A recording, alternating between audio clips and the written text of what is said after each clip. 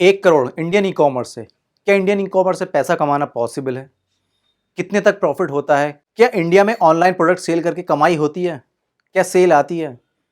इन्हीं सारे क्वेश्चन के आंसर मिलेंगे आपको इस वीडियो में, क्योंकि मैंने पिछले कुछ टाइम में अपने एक शॉपिफाई स्टोर से 1 करोड़ रुपए की सेल जनरेट की है। आपके दिमाग में क्वेश्चन होगा ना कि क्या प्रोडक्ट मैंने सेल किया, क्या फेसबुक मार्केटिंग स्ट्रेटेजी मैंने यूज की, फेसबुक एड में कितना खर्चा किया, कितनी सेल जनरेट हुई, कितना प्रॉफिट हुआ, अरे भैया डिलीवरी कितने परसेंट रही।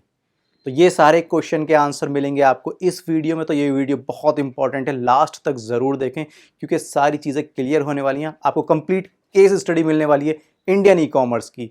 और अगर आप चैनल पर नए हैं तो चैनल को सब्सक्राइब कर दीजिए, वीडियो को लाइक कर दीजिए। और जो चैनल पर नए हैं तो मैं उनको बता दूं कि इस चैनल पे मैं इंडियन ई कॉमर्स और ड्रॉप शिपिंग से रिलेटेड वीडियोस बनाता हूं, इन्फॉर्मेशन देता हूं, जिससे आप घर बैठ के ऑनलाइन प्रोडक्ट सेल करके लाखों रुपए कमा सकते हैं। तो चलिए वीडियो को स्टार्ट करते हैं। तो दोस्तों ये वो स्टोर है जिसपे मैंने पिछले लगभग 12 से 14 महीने लगभग होगा, जनवरी से मार्च का मैंने फ़िल्टर लगाया है यहाँ पर। तो लगभग 12-13 महीने में मैंने यहाँ पर लगभग 1 करोड़ 2 लाख की सेल जनरेट की है, जिसको लाने में मुझे लगभग आप देख सकते हो 6,900 ऑर्डर आए हैं इसमें। और इसका जो रिटर्निंग रेट है वो भी बहुत अच्छा है, 5% है। और साथ ही मैं आपको दिखा दूँ जो एवरेज ऑर्डर वैल्यू है वो भी लगभग 1500 रुपये के आसपास, जैसे मैंने आपको बताया वो है। और अगर आपके दिमाग में कोई डाउट है तो मैं एक बार रिफ़्रेश कर देता हूँ इसको, तो रिफ़्रेश करके आपको सारी चीज़ें क्लियर हो जाएंगी। क्योंकि बहुत लोग समझते हैं कि ये ई कॉमर्स में ऐसा नहीं होता है, ये फेक है बिज़नेस, ये है। चलो आपके दिमाग में जो भी है, बट ये असली स्टोर है। यहाँ पर आप देख सकते हो डेट के फ़िल्टर लगे हुए हैं, सारी चीज़ें आपके सामने क्लियर हैं।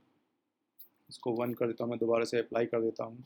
और ये आप देख सकते हो 1 करोड़ 2 लाख 22 हज़ार की सेल है जनवरी से लेके 31 मार्च तक। ठीक है, अभी मैंने इस पे ज़्यादा काम नहीं किया है, इस ऑर्डर इस स्टोर पे। मतलब आप देख सकते हो यहाँ पर ऑर्डर फ्रिक्वेंटली आप देख सकते हो किस तरीके से आ रहे हैं, किस किस महीने मैंने कितना काम किया है। तो बहुत कम टाइम मैं इस पर स्पेंड करता हूँ। हाँ, लगभग ये 6 महीने मैंने बहुत ज़्यादा इस पर टाइम स्पेंड किया और एक अच्छा यहाँ पर मुझे ऑर्डर देखने को आपको मिल रहे हैं।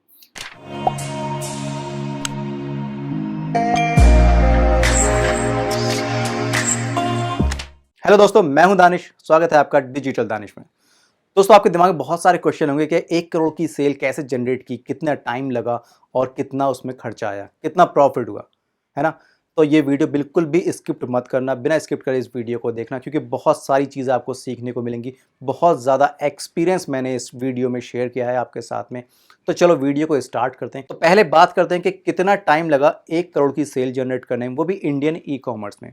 तो मैं आपको बता दूं कि लगभग ये 12 से 13 महीने का रेवेन्यू है और टोटल मुझे 12 से 13 महीने लगे हैं इस स्टोर पे इतनी सेल लाने के लिए। तो अब आप सोचते होंगे कि भाई ऐसा क्या सेल किया जिससे इतनी रेवेन्यू जनरेट हो गया और 1 करोड़ से भी ऊपर ये स्टोर पहुंच गया। तो मैं आपको बता दूं कि एक स्ट्रॉन्ग प्रोडक्ट रिसर्च जब की जाती है, एक अच्छा प्रोडक्ट फाइंड आउट किया जाता है, तो वो सेल होता है, उससे अच्छी सेल आती है और हम उसको स्केल अप भी कर सकते हैं। अब आपके दिमाग में होगा कि हम भी तो प्रोडक्ट सेल करते हैं जो ट्रेंडिंग प्रोडक्ट है। तो एक चीज़ हमेशा ध्यान रखना, जब भी आप प्रोडक्ट रिसर्च करोगे, मैं आपको यहाँ पर टिप दे दूँ कि जब भी आप प्रोडक्ट रिसर्च करोगे तब आपको कुछ बातों का ध्यान रखना है। बेसिक चीज़ें सब बताते हैं कि प्रोडक्ट प्रॉब्लम सॉल्विंग होना चाहिए, प्रोडक्ट में वाव फैक्टर होना चाहिए और साथ ही साथ प्रोडक्ट प्रॉफिटेबल होना चाहिए। तो भैया ऐसे प्रोडक्ट तो हम सेल करते ही नहीं है जो प्रॉफिटेबल ना हो। ठीक है, ये तो कॉन्स्टेंट है, ये तो होना ही चाहिए। और प्रोडक्ट प्रॉब्लम सॉल्विंग सारे होते ही हैं। लेकिन आप देखते हो कि आप एक भेड़ चाल लेके चलते हो कि किचन एसेसरीज बेचते हो, किचन के प्रोडक्ट सेल करते हो, ट्रिमर सेल करते हो या फिर आप चॉपर सेल करते हो, और फिर देखते हो कि सेल नहीं आती, प्रोडक्ट रिटर्न होना स्टार्ट हो जाते हैं, जो आपको प्रॉफिट मिलना चाहिए वो नहीं मिलता। ऐसा क्यों है? क्योंकि आप भेड़ चाल चल रहे हो। अब इससे कैसे बचें? तो देखो, मैंने भी वही प्रोडक्ट सेल किए हैं जो रेगुलर लाइफ में हम यूज़ करते हैं। बस माइंड को ओपन करना है और ऐसे प्रोडक्ट फाइंड आउट करने हैं जो हमारे नॉर्मल यूज़ में आते हैं। एक चीज़ बताओ, किचन का चॉपर आपने देखा होगा, जिसको मतलब चॉप करते हैं, वो टमाटर या प्याज चॉप करने के काम में आता है। कितनी डिमांड है? अब आपके माइंड में होगा बहुत ज़्यादा डिमांड है, ट्रेंडिंग प्रोडक्ट है और अमेज़न पे बहुत सेल होता है, लोग बहुत खरीदते हैं। लेकिन एक चीज़ ये सोचो कि आपके घर में कितने ऐसे चॉपर हैं? केवल एक। क्यों? क्योंकि उससे ज़्यादा ज़रूरत ही नहीं है। लेकिन अगर मैं बात करूँ, आपके घर में 5 मेंबर हैं और टी-शर्ट सबके पास 10-10 टी-शर्ट हैं, तो कितनी टी-शर्ट हैं? 50। तो किसकी डिमांड ज़्यादा है, उस एक चॉपर की या 50 टी-शर्ट की? तो यहीं से आप अंदाज़ा लगा सकते हो कि डिमांड कैसे फाइंड आउट करनी है किसी भी प्रोडक्ट की। और एक चीज़ और बता दूं, कि चॉपर की जो डिमांड है वो वन टाइम में ही फुलफिल हो जाती है, बट टी शर्ट की डिमांड कंटिन्यूअसली बनी रहती है, क्योंकि फैशन चेंज होता है, टी शर्ट पुरानी हो जाती हैं, हर 6 महीने 4 महीने में आप टी शर्ट जो है आपका जो स्टॉक है वो कंप्लीटली उसको रिप्लेस कर देते हैं। क्योंकि जो आप रेगुलर टी शर्ट पहनते हैं किसी इवेंट वगैरह के लिए, वो कुछ टाइम में आप उसको स्लीपिंग में यूज़ करना स्टार्ट करते हैं, मतलब सोते टाइम उस टी शर्ट को पहनना स्टार्ट करते हैं। तो ये जो साइकिल है कंटिन्यूअसली चलता रहता है। 50 टी शर्ट आपको एक साल में नहीं खरीदनी, एक साल में हो सकता है आपको 250 टी शर्ट खरीदना पड़े, अगर आपके घर में 5 मेंबर हैं जिनके पास 10-10 टी शर्ट हैं। लेकिन चॉपर का क्या है, अगर आपने एक बार चॉपर ले लिया तो वो तो आपके लिए 2-3 साल के लिए हो गया, आपको डिमांड फुलफिल हो गई।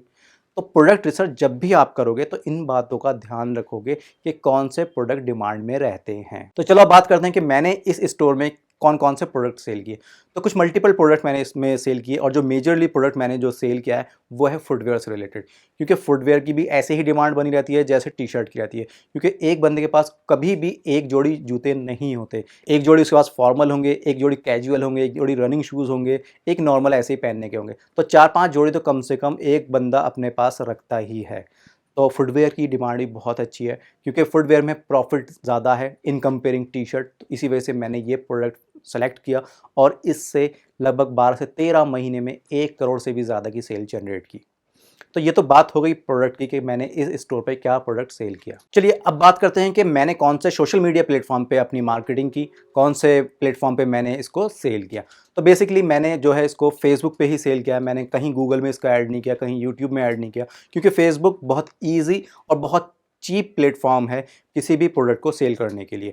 तो मैंने फेसबुक पे ही इसको सेल किया है। सिंपल सी स्ट्रैटेजी मैंने यूज़ की जो मैं हमेशा आपको बताता हूँ, और अगर आपको डिटेल में इस स्ट्रैटेजी को जानना है तो आप मेरा फेसबुक कोर्स जो है मैंने आप लोगों के लिए बनाया है, उसमें आप इनरोल कर सकते हो, उसका लिंक डिस्क्रिप्शन में मैंने दे दिया है।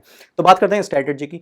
तो कभी भी एक प्रोडक्ट की टेस्टिंग मत करो। जब आप टेस्ट करते हो कोई प्रोडक्ट, मल्टीपल डिज़ाइन, अगर सेम प्रोडक्ट है तो उसके मल्टीपल डिज़ाइन टेस्ट करो, और अगर एक निश से रिलेटेड प्रोडक्ट है तो उसके मल्टीपल प्रोडक्ट टेस्ट करो। तो मैंने भी 1500 से टेस्ट करना स्टार्ट किया प्रोडक्ट को, उसके मल्टीपल डिज़ाइन टेस्ट किए, जो मेरा विनिंग डिज़ाइन मिला। अब विनिंग डिज़ाइन क्या होता है? विनिंग डिज़ाइन वो होता है जिसका रॉयस बहुत अच्छा होता है। मतलब अगर मैं इंडियन ई कॉमर्स की बात करूँ तो अच्छा रॉयस 20 से आसपास रहता है, ठीक है। 10 से नीचे अगर आप रखोगे उसको तो आपको लॉस होने वाला है इंडियन ई कॉमर्स में, क्योंकि यहाँ पर कैश ऑन डिलीवरी का सिस्टम है, ठीक है। तो यहाँ पर जो हमारा विनिंग डिज़ाइन रहा उसको मैंने फाइंड आउट करने में थोड़ा टाइम लगता है, तो उसको फाइंड आउट किया, देन उसकी सेल जनरेट करना स्टार्ट कर दी। तो चलिए अब बात करते हैं कि मार्केटिंग में कितनी कॉस्ट हमारी इनकर्ड हुई, क्योंकि इंपॉर्टेंट चीज़ है मार्केटिंग कॉस्ट, बहुत इंपॉर्टेंट चीज़ है। अगर ये हाई चली जाती है तो आपका एक अच्छा खासा प्रॉफिट इसमें किल हो जाता है। तो इस स्टोर में मेरा जो CPP कॉस्ट पर रिजल्ट रहा वो लगभग 60 से 70 के आसपास एवरेज रहा, मतलब 60 से 70 रुपये मुझे लगे प्रोडक्ट की सेल लाने के लिए। अब आप सोचते होंगे कि मेरा जो प्रोडक्ट था उसका प्राइस क्या था, मैं किस प्राइस में उसको सेल किया। तो मैं नॉर्मली जो प्रोडक्ट सेल करता हूँ और बताता भी हूँ आपको कि लगभग 1000 से 1500 की रेंज में आप प्रोडक्ट सेल करो। तो वो जो मेरा प्रोडक्ट का सेलिंग प्राइस था वो इसी रेंज में था, लगभग 1500 के आसपास में मैंने उसको सेल किया, और उसका CPP रहा लगभग 60 से 70 के बीच में। तो ये आप कैलकुलेट कर सकते हो कितना खर्चा मेरा इतने लगभग 6900 ऑर्डर लाने में लगा। अब बात करते हैं कि टोटल ऑर्डर कितने रिसीव हुए, कितने डिलीवर हुए, कितने कैंसिल हुए। तो इसकी एक परसेंटेज रहती है जो कि average percentage normally Indian e commerce में रहती है, क्योंकि यहाँ पर है कैश ऑन डिलीवरी, जो कि एक ड्रॉबैक है इंडियन स्टोर के लिए, इंडियन ऑनलाइन बिजनेस के लिए। अगर ये प्रीपेड होता तो ये मेरा टोटल रेवेन्यू होता और टोटल सेल होती, और लेकिन ऐसा नहीं है। ये जो 1 करोड़ से भी ज़्यादा की आप सेल देख रहे हो मेरे स्टोर पे, ये कंप्लीट सेल नहीं होती है। यहाँ पर हमें क्या होता है, इसमें रिटर्न भी होता है, कैंसिलेशन भी होता है। तो जो कैंसिलेशन का रेशो है वो 20% के आसपास टोटल ऑर्डर में से हो जाता है। टोटल ऑर्डर में से केवल 80% ऑर्डर ही कंफर्म होते हैं। उस 80% का भी केवल 65% ही डिलीवर होता है आज की डेट में, लॉकडाउन के बाद, क्योंकि उसके बाद शिपिंग कंपनी की सिचुएशन बहुत गंदी है, बहुत ज़्यादा रिटर्न एंड कैंसिलेशन है। तो ये चीज़ें रहती हैं, यहाँ से आप चीज़ें कैलकुलेट कर सकते हो कि ओवरऑल कितना प्रॉफिट रहा। अब साथ साथ मैं आपको यहाँ ये भी बता दूँ कि जो फुटवेयर है उसकी shipping cost normal shipping cost से ज़्यादा रहती है, क्योंकि उसका जो साइज़ है, पैकेज साइज़, वो बड़ा होता है, उसके डायमेंशन ज़्यादा होता है, उसका वेट ज़्यादा होता है, तो यहाँ पर शिपिंग कॉस्ट और प्रोडक्ट के मुकाबले ज़्यादा जाती है। तो चलिए अब बात कर लेते हैं खर्चों की, क्योंकि पूरा बिजनेस प्रोसेस है, बिजनेस चलता है, एक बंदे के बस की बात नहीं है, टीम वर्क होता है, टीम में लोग होते हैं, उनकी सैलरी भी देना पड़ती है, ऑफिस के खर्चे भी होते हैं, बहुत सारे खर्चे होते हैं। तो इस स्टोर को मैनेज करने के लिए मेरे 3 बंदे डेडिकेटली रहे लगभग, जिसमें उनकी अगर मैं सैलरी की बात करूँ तो लगभग 3 बंदों की सैलरी लगभग 45 से 50,000 के आसपास है विद इंसेंटिव, क्योंकि हम इंसेंटिव भी पे करते हैं। तो लगभग 50,000 के आसपास पर मंथ सैलरी भी उनको पे की, और उसमें इंटरनेट के खर्चे भी, बहुत सारे खर्चे होते हैं। तो टोटल अगर मैं बात करूं प्रॉफिट की, तो अगर मैं डिलीवरी की बात करूं कि जो डिलीवरी मैंने आपको बताई उसमें से लगभग 30% प्रॉफिट यहां पर हमें देखने को मिलता है। तो दोस्तों ये था एक कंप्लीट ओवरव्यू इस 1 करोड़ के स्टोर का, जिससे मैंने लगभग 12 से 13 महीने में 1 करोड़ की सेल जनरेट की। उसमें कितना प्रॉफिट हुआ, क्या प्रोडक्ट मैंने फाइंड आउट किया, कैसे फेसबुक मार्केटिंग की उसकी, क्या स्ट्रैटेजी फॉलो की, क्या प्रोडक्ट सेल किए, ये सारी चीज़ें मैंने आपको बताई।